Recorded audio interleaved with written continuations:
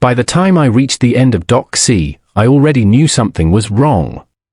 You do not spend years around boats without learning how to spot damage before you even see it clearly. The air felt off. Too many people standing still. Too much silence near the water. And then I saw the splintered railing first, followed by twisted metal, torn canvas, and a section of white hull sitting at the wrong angle like it had been ripped open by somebody who had no idea what they were touching. That was my yacht. Or what was left of it. A worker in an orange vest looked at me, then looked away fast, which told me two things immediately. First, this had not been an accident. Second, somebody already knew exactly how bad it was. Then I saw the paper notice taped to the dock post. Unauthorized docking. Removal authorized. I read it once. Then again. Because the words made so little sense, I honestly thought I was missing something. My yacht had not been stolen. It had not drifted. It had not been abandoned. It had been destroyed on purpose. And the woman standing near the Marina office, giving orders like she owned the whole waterfront, had no idea how expensive that mistake was about to become. My name is Grant Mercer, and the reason that scene hit me so hard had nothing to do with panic. It was recognition. People panic when they do not understand what they are looking at. I understood it immediately. The torn canvas. The cracked hull line. The broken cleat hardware. The gouge marks along the dock edge where somebody had either pulled too hard, cut too fast, or brought in equipment that never should have come anywhere near a vessel like mine. This was not storm damage. Not drift damage. Not some careless bump in rough water. Someone had tried to remove a yacht like it was a piece of trash tied up in the wrong place. And they had failed in the most expensive way possible. The Marina had always been like that. Beautiful from a distance. Dangerous in the hands of people who only understood appearance. The board loved the view. Residents loved posting sunset photos from the slips. The HOA loved acting like the waterfront existed because they approved it. But almost nobody in that neighborhood understood how the place actually worked. They saw docks, keys, storage, fuel access, and clean white posts. They did not see permits, title maps, holding agreements, maintenance contracts, or the long paper trail underneath every inch of that shoreline. That ignorance was exactly what created people like Dana Holloway. She was the HOA president, and she moved through the Marina the same way she moved through everything else in the community. Like order belonged to her. Like routine was proof of ownership. She talked about compliance with the confidence of a woman who had spent too long giving directions in places she never bothered to verify. If a boat looked too large, she had an opinion. If a slip looked crowded, she had a comment. If someone parked a tender where she thought it ruined the view, she acted like it was a personal insult to the neighborhood. Most people just avoided her. That was the easiest way to live around someone like Dana. Nod. Move the cooler. Shift the lines. Pretend her tone meant authority. But that only works until a person like that finally runs into something bigger than confidence. That morning, she had not just crossed a line. She had ordered men with tools to touch a yacht worth more than most of the homes behind the Marina. And standing there at the end of Dock C, with broken fiberglass catching the light and workers suddenly unable to meet my eyes, I could already feel the truth settling into place. This had not started with my boat. It had started with a woman who thought the Marina was part of her little kingdom. And she was about to learn exactly who had really been letting her act that way. I had left the yacht there 3 nights earlier, tied exactly where it was supposed to be. Not hidden. Not drifting. Not slipped into some random guest berth under cover of darkness. Dock C, slip 14. Clean approach. Proper lines. Shore power connected. Registration current. Marina tag visible. Nothing improvised. Nothing unclear. If anyone had walked that dock with real authority and real paperwork, they would have known in under 30 seconds that the boat was not sitting there by mistake. That was what made the notice so insane. Unauthorized docking. Those two words only work when the people using them actually understand the dock map they are standing on. Dana never did. She understood visibility. She understood gossip. She understood how to point at something expensive and act like she was protecting the neighborhood from it. But she never understood the difference between managing people's comfort and controlling waterfront property. I knew exactly when she started fixating on my yacht. 2 weeks earlier, she saw it tied up during a board walkthrough and stopped dead in the middle of the dock. I was on the aft deck going through inventory when she called up to me and asked whose vessel it was. I told her it was mine. She looked at the name on the stern, then back at me, and I saw that little shift people make when the story in their head stops matching the person in front of them. She expected an owner with a loud shirt and louder manners. Not me. That seemed to bother her. She asked why a yacht that size was tied in a residential HOA Marina slip. I asked what she meant by that. She said the board had limits on vessel type, appearance, and approved docking status. I asked her to show me the written rule. She did not. She said the board had been discussing tighter enforcement and that some residents were already concerned about unauthorized use along the marina edge. She spoke in that careful HOA tone, the one designed to sound reasonable until you notice it never lands on a real document. I told her Slip 14 was not unauthorized, and if the board had questions about marina status, they could send them in writing. She smiled then. Not warmly. The kind of smile people use when they think they have just been challenged in front of a place they treat like a stage.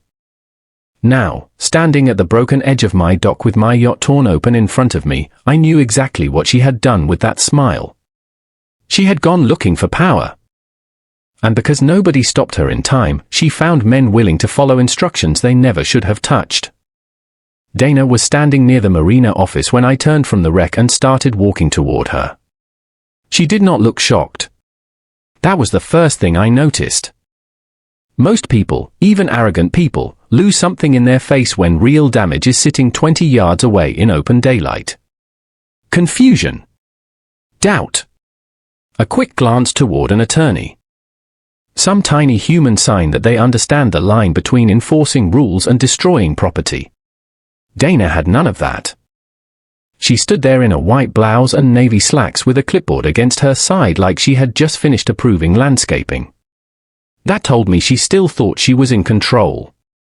2 contractors were standing a few feet behind her, both in orange vests, both suddenly very interested in the ground. One had fiberglass dust on his gloves.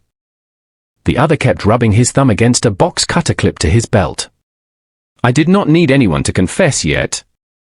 The scene was already talking. Dana met me halfway down the dock. Mr.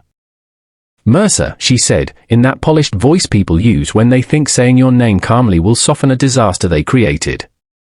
Your vessel was found in unauthorized use of a restricted slip. Removal action was necessary. I just looked at her. Then I looked past her at the shredded canvas hanging off my stern rail and the torn section of hull where somebody had forced pressure against the side instead of releasing the lines properly. Removal action, I said. She lifted the clipboard slightly, like that made it official. The board has authority to address unapproved docking and preserve marina compliance standards. There it was. Not a rule. Not a document. Just one of Dana's favorite tricks. Broad language first. Confidence second. Actual proof maybe never. I asked her who authorized the contractors to touch my yacht. She said the Marina Committee had reviewed the issue. I asked for names. She said the matter was already handled. That was when one of the contractors behind her made the mistake of glancing toward slip 14. Just for a second. But long enough for me to know he understood what Dana did not. This had not been a lawful removal. It had been a bad order followed by worse execution. I stepped a little closer and asked Dana the only question that mattered now. Before you had men tear into a $6 million yacht, did you verify who owned slip 14? For the first time since I saw her by the office, her expression moved. Not much. Just enough. A pause. A blink. A tiny crack where certainty had been. And that was all I needed. Dana recovered fast, but not cleanly. That was the thing about people who build their confidence on routine instead of facts. The first crack always shows in the same place. A pause too long. An answer that comes half a second late. A shift in the eyes before the voice catches up and tries to save the performance. She said slip ownership was not the issue. I almost laughed. Not because it was funny. Because it was the most honest mistake she could have made in that moment. Slip ownership was the entire issue. Docking authority, marina control, removal rights, contractor orders, all of it started there. And the fact that she was trying to push it aside told me she either had never checked the records or had checked them so badly they were useless. I asked her again if she had verified who owned slip 14 before ordering removal. She said the board had determined the vessel was non-compliant and occupying restricted space without approval. There it was again. Determined. Restricted. Approval. Big words. Empty center. I looked at the contractors. One of them still would not meet my eyes. The other finally did, but only for a second, and that second told me enough. He was not proud of the job. He was not confused either. He knew they had acted on instructions. He knew the instructions had been delivered like certainty. And now he was standing 10 feet from a damaged yacht waiting for someone else to carry the weight of what those words had turned into. I asked him directly who told him to proceed. He looked at Dana before he answered. That was the answer. Not the words. The look. Dana stepped in before he could say more and told me all contractor communication would go through the board. That was when I knew she was still trying to manage the scene instead of understand it. She thought this was about controlling information. It was not. It was about sequence. Who said what? Who ordered what? Who touched what? Who failed to verify the one thing that would have stopped all of this before a single tool came out? I took my phone out and started photographing everything. The torn canvas. The cracked rail. The gouged hull. The broken cleat mount. The notice taped to the dock post. Then I photographed Dana standing beside the contractors who had just finished removal action on a yacht she clearly never had the authority to classify in the first place. She asked what I was doing.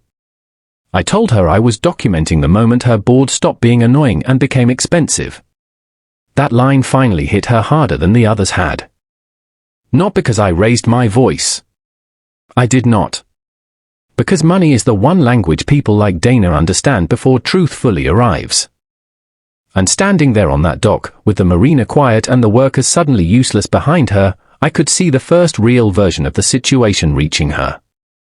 This was no longer a compliance issue. This was liability. Dana heard the word liability, but she still tried to stand inside the old version of the morning. You could see it in the way she lifted the clipboard again. Like maybe the right posture could pull authority back around her before the contractors started talking or the marina staff started checking records. She said the board had acted in good faith to protect restricted docking areas and maintain order along the waterfront. Good faith.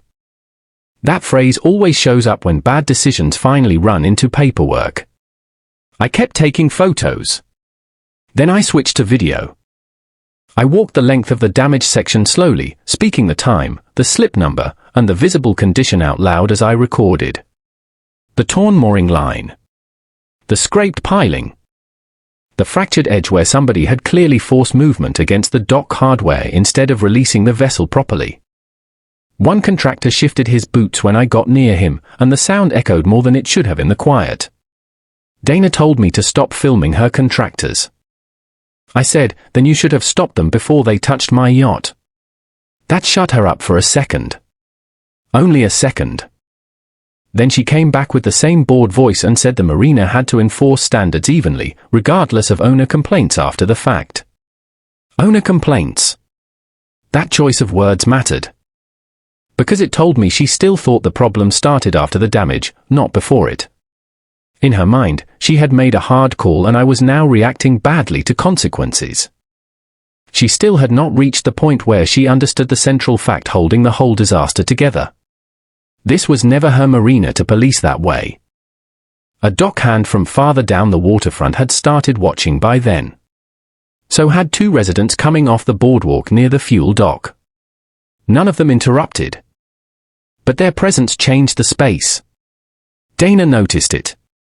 The contractors noticed it too. Public confidence works both ways. It helps arrogant people until witnesses stop looking impressed and start looking concerned. I finished the video and slipped the phone into my pocket. Then I asked Dana where the Marina office kept the current berth assignments and ownership files. That was when her face changed again. Not enough for panic. Enough for caution. She asked why. I said, because if you ordered this without checking the berth register, your board has a bigger problem than my yacht. And behind her. One of the contractors finally exhaled the way men do when they know the worst part of a job is not the damage they caused.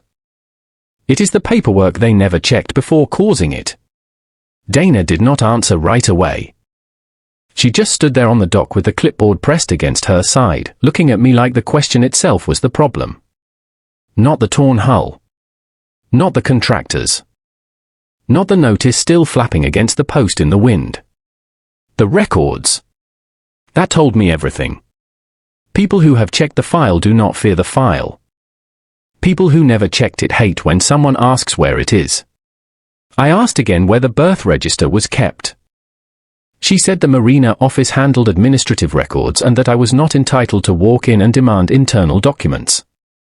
Internal documents. That almost made me smile. Because the berth register was not some secret board diary.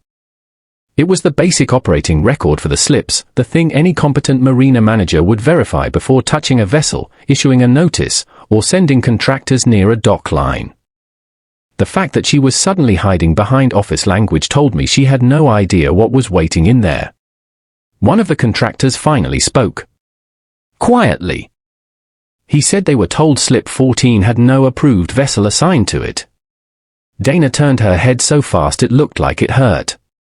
He stopped talking immediately, but the damage was done. Not because of what he said. Because of what it meant. Someone had given a direct instruction. Someone had represented an empty or unauthorized assignment as fact. And the men with tools had relied on that instead of demanding paperwork before they cut a single line. I asked the contractor who told him slip 14 was unauthorized. He looked at Dana again. Then toward the office. Then back at the shredded side of my yacht. That hesitation was almost worse than a confession. It meant he was trying to decide which problem scared him more, the woman who hired him. Or the man whose property had just been wrecked because nobody checked the berth file before starting demolition. Dana stepped forward and said all further questions would go through HOA counsel. That was the first time she used the word counsel. And that told me fear had finally reached her. Because people like Dana only reach for lawyers when confidence stops working. I looked past her toward the Marina office windows, where I could already see movement behind the glass. Staff had noticed. Residents had noticed. The quiet around Dock C no longer felt like ordinary Marina calm. It felt like the moment after a bad decision becomes public enough that everyone starts pretending they were never part of it in the first place. Then the office door opened, and the Marina manager stepped out holding a folder. The Marina manager's name was Lewis Grant, and the second he stepped onto the dock with that folder in his hand, Dana stopped looking like the person in charge. He was not dramatic. He did not rush. He just walked toward us with the kind of tight, controlled expression people wear when they have already seen enough on paper to know the next conversation is going to hurt someone.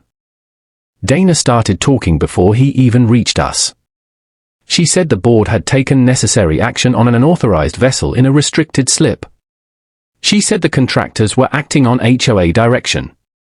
She said the owner was now creating a confrontation instead of respecting Marina enforcement. Lewis did not look at her. Not once. He came straight to me, looked past me at the damage, then opened the folder and checked the first page. Slip 14, he said. Yes. He turned one page, then another, and the silence around us got heavier with every second. The contractors were still. Dana had not moved. Even the residents near the boardwalk seemed to understand that whatever was inside that folder mattered more than every loud sentence she had thrown around all morning. Then Lewis looked up. "Slip 14 is assigned under Mercer Coastal Holdings," he said. I nodded. He looked back down. "Primary vessel authorization matches this yacht." And just like that, the whole dock changed. Not loudly. Not all at once. But in the clean, brutal way facts change a scene when everyone has already been leaning on the wrong story for too long. The workers stopped pretending this might be a misunderstanding. The residents stopped looking curious and started looking uncomfortable. Dana stood there with the clipboard in her hand and nothing real left to hide behind. She said there had to be some error. Lewis turned a page and kept reading. No temporary suspension on file. No revoked berth status. No board restriction entered through Marina administration. No removal authorization issued by Marina operations.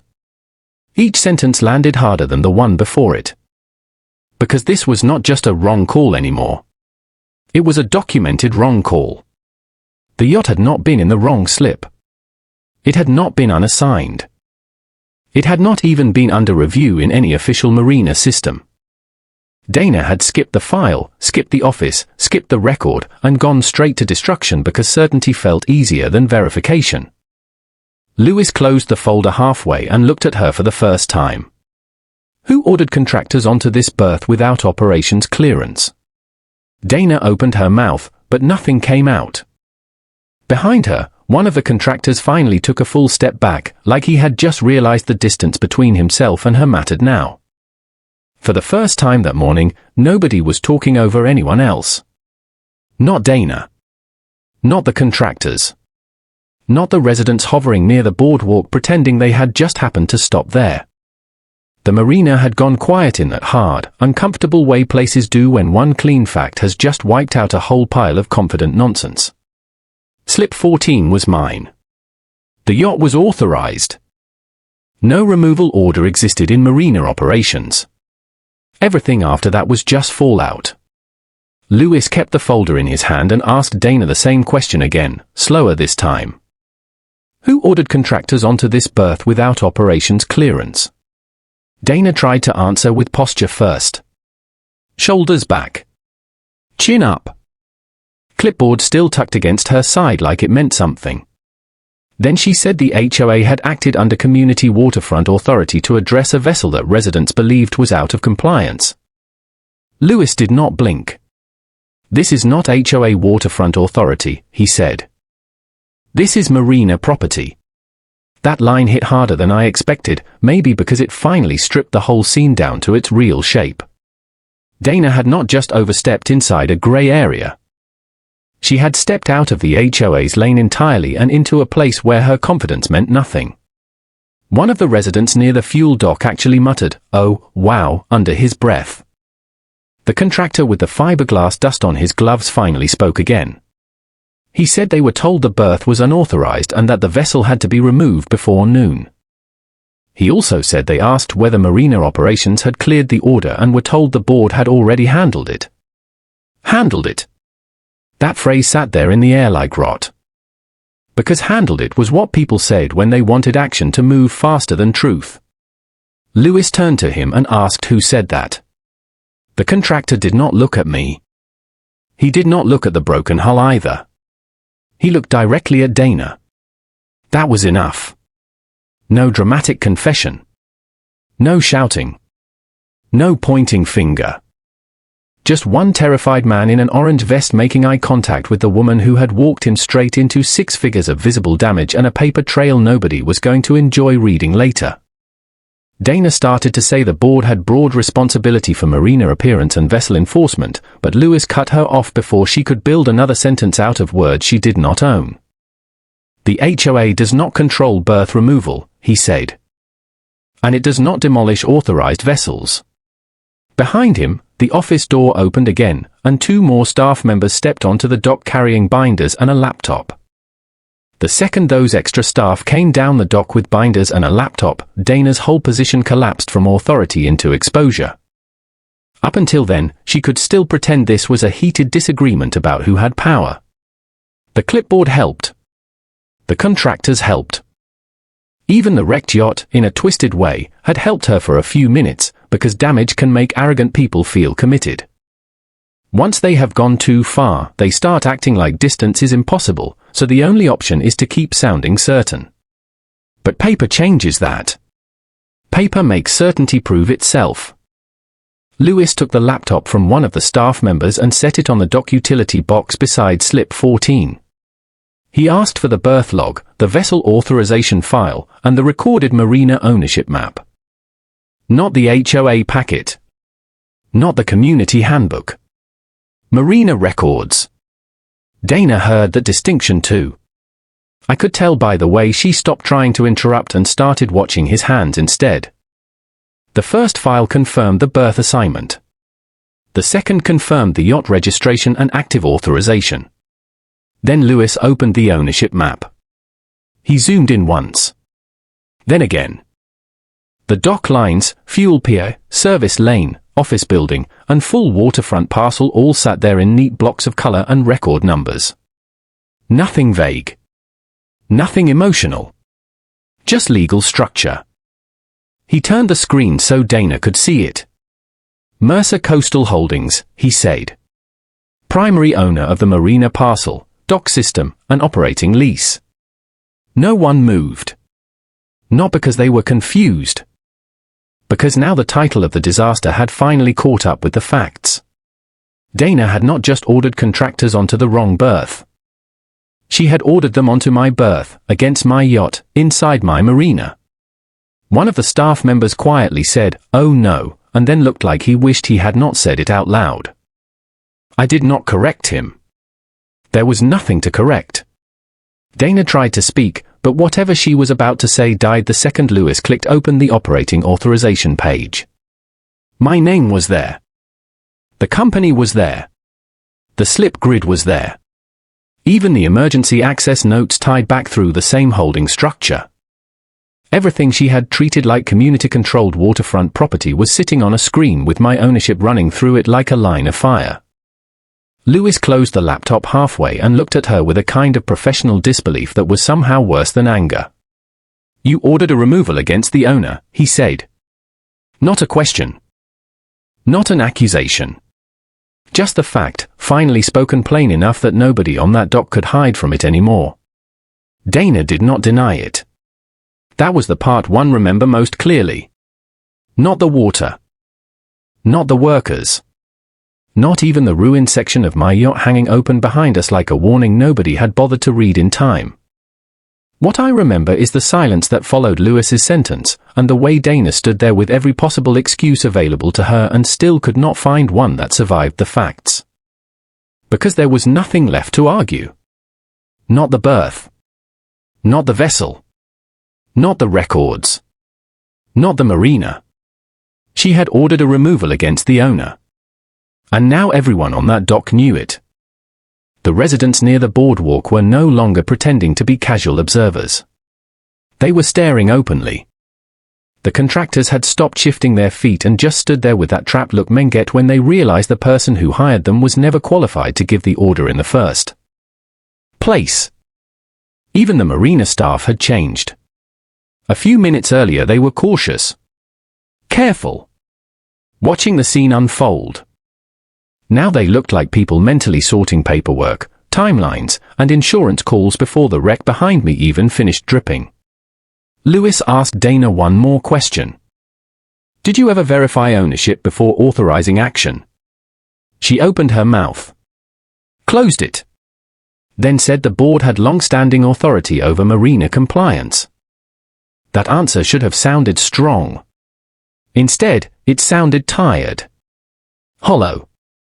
Like she was reaching for the same old language and finally hearing, maybe for the first time, how useless it became the second a real document entered the room.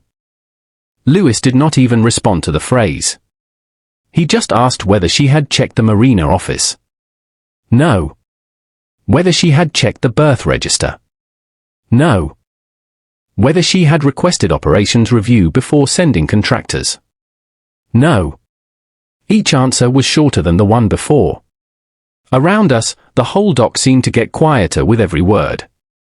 No gulls. No casual boat chatter. No clink of gear against aluminum rails. Just Dana being walked, one answer at a time, through the exact shape of her own mistake while the people she wanted to impress watched her shrink inside it. Then she made the final error. She said she believed the HOA could act first and clarify details later. That landed harder than everything else. Because it was not just wrong. It was the whole truth. She had not acted on records. She had acted on confidence.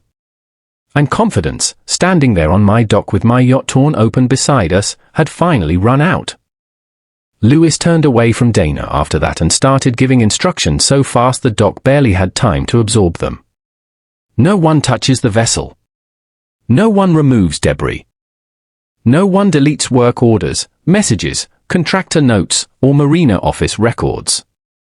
He said it in the flat tone people use when they already know the next part of the day belongs to lawyers, insurers, and whoever gets blamed first when the invoices start landing. One staff member went back toward the office at a near run. Another started photographing the berth from 3 different angles. The contractor with the fiberglass dust on his gloves asked, quietly, whether they should leave the equipment where it was. Lewis told him yes and to keep every tool exactly where it had been used until the site was fully documented. That was when Dana finally seemed to understand that damage was no longer just visual. It was procedural now. Recorded. Preserved. Mapped to names.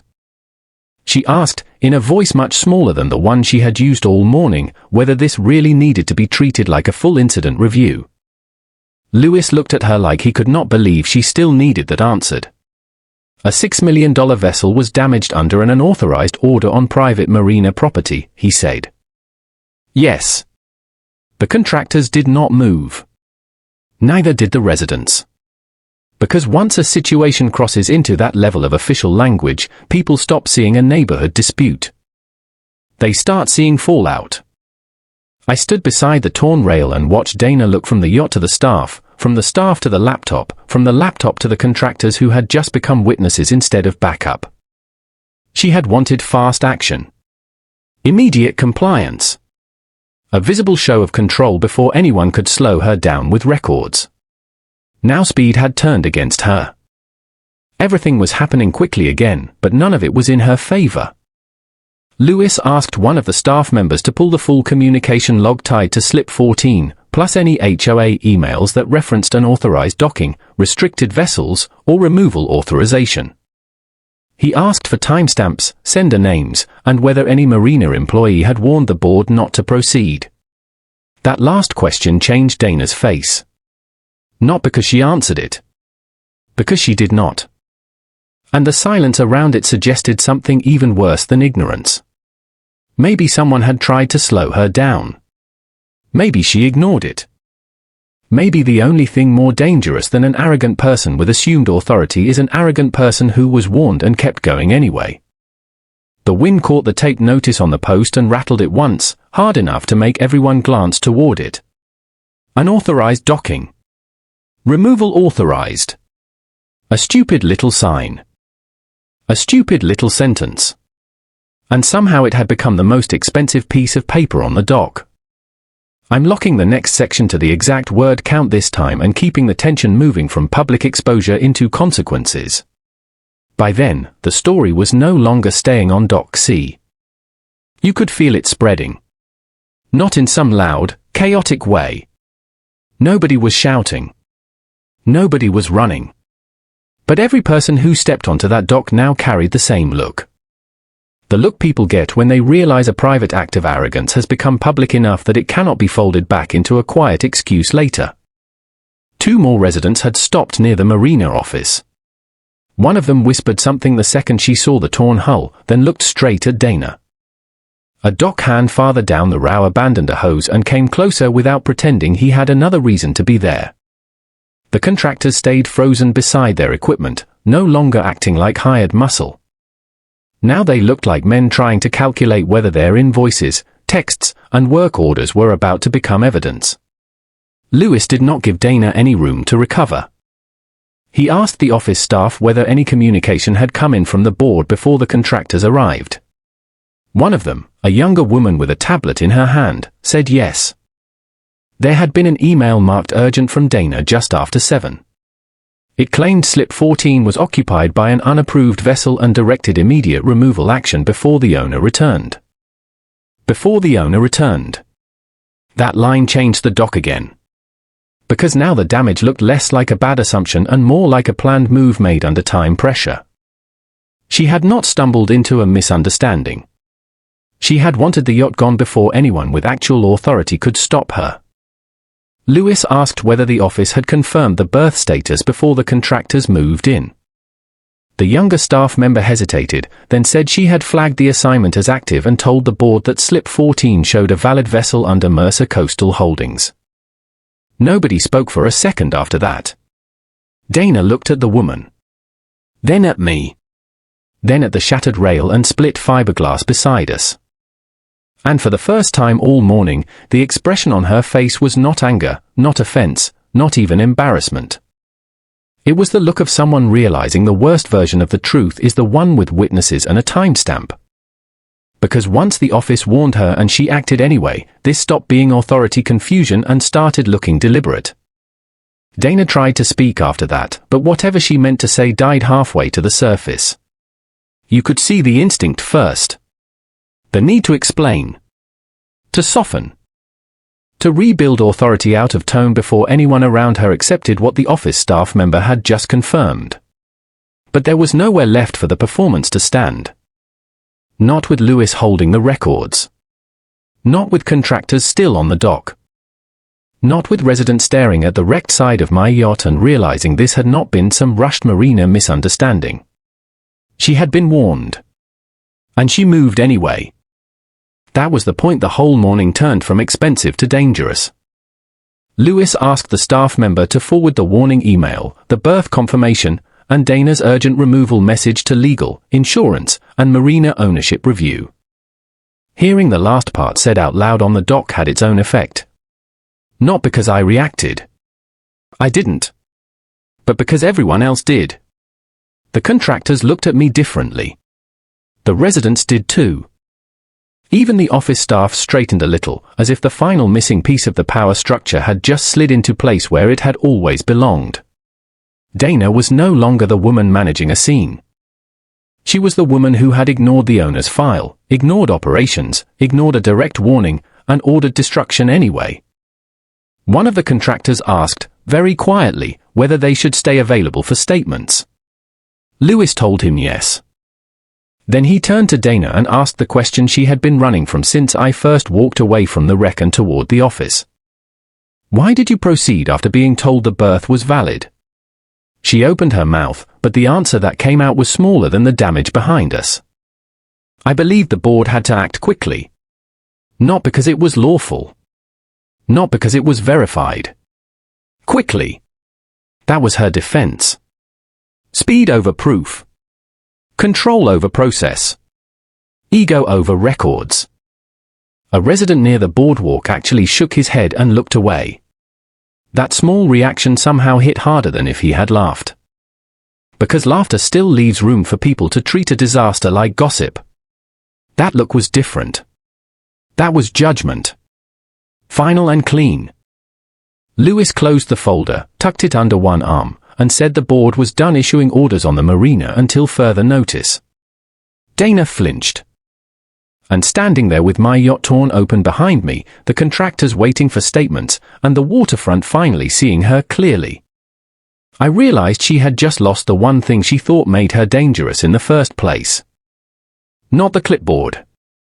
Not the board title. Control. By sunset, the Marina looked almost normal again. That was the strange part. The water still moved the same way against the pilings. The gulls still circled over the fuel dock. Residents still walked the boardwalk with drinks in hand, pretending their evening had not been interrupted by the most expensive HOA mistake anyone on that waterfront had ever seen. From a distance, the place still looked polished. Controlled. Beautiful. But up close, the illusion was gone. Dock C had yellow markers around the damaged berth. The contractor's equipment was still where Lewis told them to leave it. The office lights stayed on long after they usually dimmed, because staff were still copying logs, forwarding messages, and preserving every record tied to the order Dana thought she could issue like a queen making room for a better view. She was gone by then. Not dramatic. Not escorted. She had simply disappeared from the dock sometime after Lewis cut the board off from Marina decisions. No final speech. No last attempt to justify herself. Just absence. And somehow that fit better than anything else. People like Dana always seem biggest right before the paperwork arrives. After that, they shrink fast. I stayed near the berth until the light started thinning. Not because I needed to prove anything. Because I wanted one full quiet hour to look at the damage without her voice anywhere near it. The torn hull. The shredded canvas. The cracked hardware. It was all real. Expensive. Infuriating. But what mattered more than the money, at least in that moment, was the way the truth had finally settled across the Marina in a shape nobody could bend anymore. She had called it unauthorized docking. The records called it my berth. She called it removal. The dock called it demolition. And every person who had watched her move through that place like she owned the shoreline now knew the simplest fact of all. She never had. Just before I left, Lewis came back down the dock with his phone in one hand and a folder under his arm. He said legal had everything. Insurance had everything. The board had been notified that Dana was suspended from all Marina and HOA operational activity pending formal review. I nodded once. Then I looked past him at the rows of slips, the fuel PO, the service lane, the office, and the full stretch of waterfront she had treated like community scenery for far too long. She thought she demolished a yacht over unauthorized docking. Too bad she picked the one yacht anchored inside my marina.